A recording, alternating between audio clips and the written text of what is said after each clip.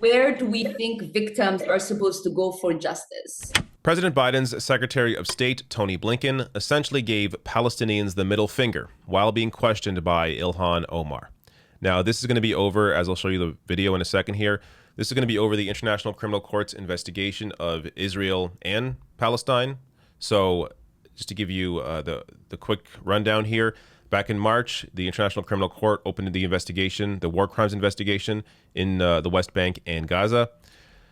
This case is expected to focus on three main areas: the Israel-Gaza War of 2014, the violence along the Israel-Gaza border in 2018 amid Palestinian demonstrations backing the declared right of Palestinian refugees to return to ancestral homes in what is now Israel, and Israeli settlements in the occupied territories, considered illegal under international law, a point that's disputed by Israel. The investigation puts both Israeli and Palestinian officials at risk of arrest if they travel abroad. So this investigation is investigating both Hamas and the Israeli government. Palestinians are for this. Israel is not. That should tell you something. So about a month later, Israel came out saying they will not cooperate with the ICC war crimes investigation. And that takes us to today, where you have Ilhan Omar pressing the Secretary of State on this investigation and why the U.S. does not support this.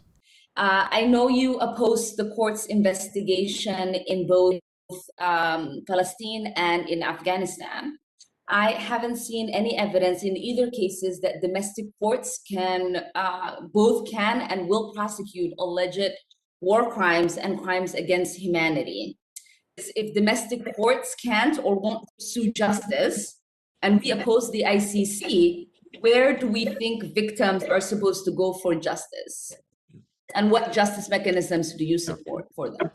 Look, you know our views on the ICC and its jurisdiction. We continue to believe that absent a Security Council referral or absent the request by the state itself, that's not appropriate. I continue to believe that whether it is the United States or Israel, both of us have the means. Mr. Secretary, I do understand that point. I'm asking what mechanisms do you think is available to them? I believe that we have, whether it's the United States or Israel, we both have the mechanisms to make sure that there is accountability in any situations where there are concerns about the use of force and human rights, et cetera. I believe that both of our democracies have that capacity, and we've demonstrated it,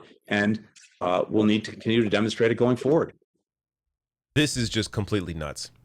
He's saying here that both our democracies, discussing Israel and the U.S., have the ability to seek justice for Palestinians.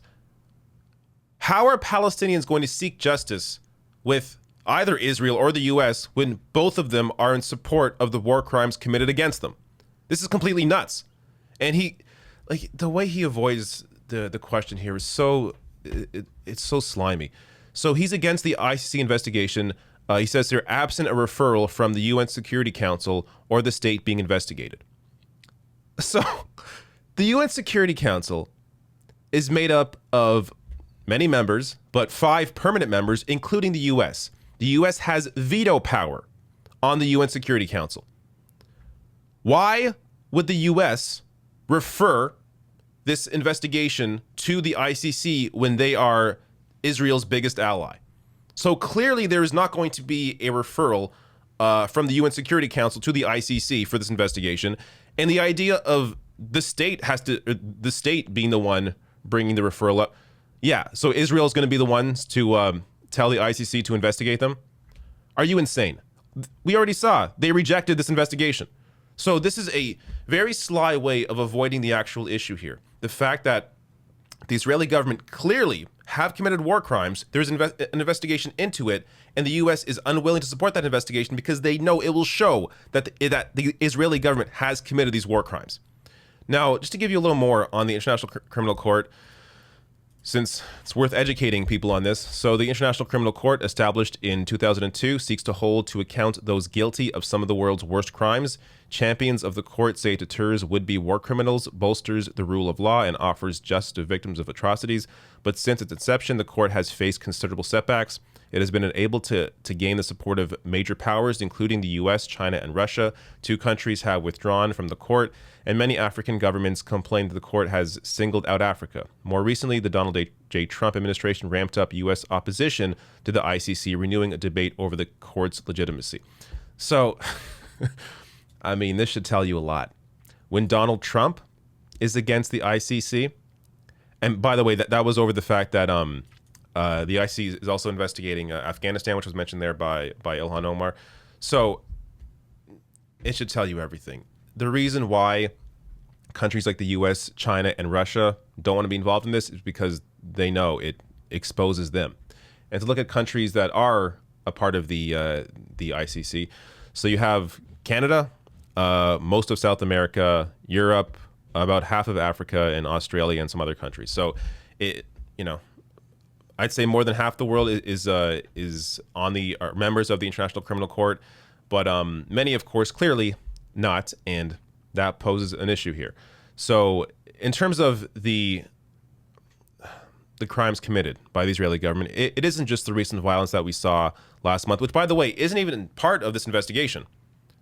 I imagine now it would be or should be, but it's also just the discrimination. There are approximately 65 laws on the books in Israel that discriminate against Palestinians. This is why it is an apartheid state. There's different laws for depending on who you are, whether you're Israeli or Palestinian, or whether you're Arab or Jewish. It's completely ridiculous. It's clearly a violation of human rights, of international law. And this is why the Israeli government is against this investigation.